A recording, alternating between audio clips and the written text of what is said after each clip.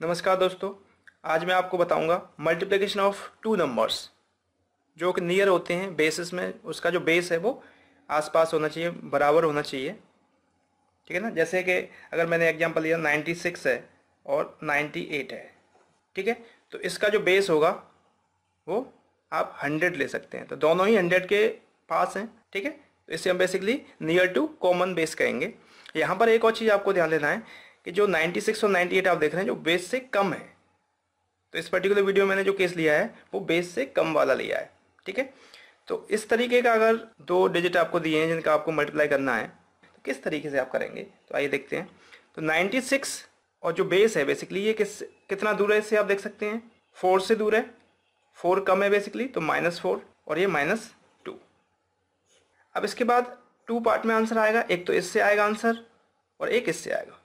ठीक है ना, उसे फिर कंबाइन कर देंगे तो that will be final answer.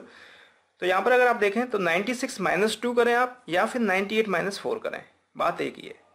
ठीक है ना, तो छोटा है उसमें से आप घटा लेंगे तो 96 -2 दैट इज 94 और इधर जो है वो आपको -4 इंटू -2 करना है दैट इज 8।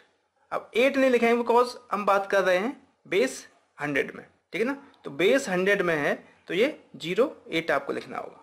ठीक है ना, तो आंसर होगा 9408। ठीक है, दूसरी में प्रॉब्लम ले रहा हूं। अगर मैं कहता कि 46 को आपको 42 से मल्टीप्लाई करना है,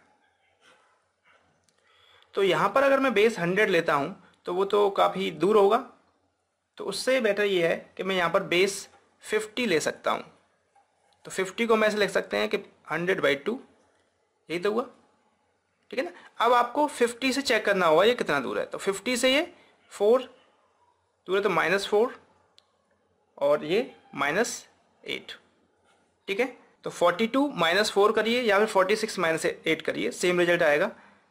तो ये हो जाएगा 42 -4। ठीक है ना, विच इज इक्वल टू 38 और यहाँ पर -4 into -8 which is equal to 32। अब यहाँ पर ये आपका डायरेक्टली आंसर 3832 नहीं होगा बिकॉज आप बेस 50 को लेके आपने काम किया है। 100 में बनाने के लिए आपको बाई 2 करना पड़ेगा, तो इसे आप डिवाइड बाई 2 कर देंगे तो विच इज इक्वल टू 19 और इधर से 32। This is the answer. तो आई थिंक आपको ये समझ में आया होगा कि किस तरीके से आप मल्टीप्लिकेशन कर सकते हैं दो नंबर का जो कि कॉमन, जिनका जो बेस है वो कॉमन हो। इसमें हमने केस लिया था कि जो नंबर है वो बेस से कम है। आप हमारे अगले वीडियो में देखेंगे कि अगर ये नंबर बेस से ज़्यादा होता है तो किस तरीके से उसे मल्टीप्लाई करेंगे। Thank you.